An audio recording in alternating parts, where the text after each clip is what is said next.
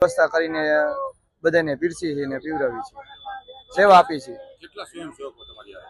અમે 12 થી 15 જણા છીએ, જે સવારે 6 વાગ્યાથી આવી જાય, બપોરે 12:30 વાગ્યા સુધી અહીંયા કરીને પછી ત્યાંથી છાસની સેવા કરી. જમવા ટાઈમે છાસની સેવા. જમવા તમે દરરોજની કેટલી ચા આવે? 70 થી 72,000 માણસો ચાની પ્રસાદી લે છે. પણ એમાં કઈ એક ટાઈમ જ આપવાનું છે? એ આવે 2 વખત 3 વખત?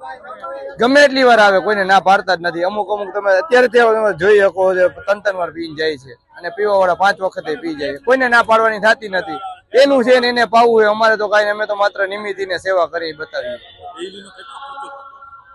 એ તો અંદાજ અમને નથી. આ સદભાવના વાળા આવડું મોટું કરે છે તો એની અમારી પાસે કાંઈ, અમારી સેવા કાંઈ ન કહેવાય. સદભાવના વાળા પાસે કેટલા વર્ષથી આ બાપુની સાથે આ સેવા?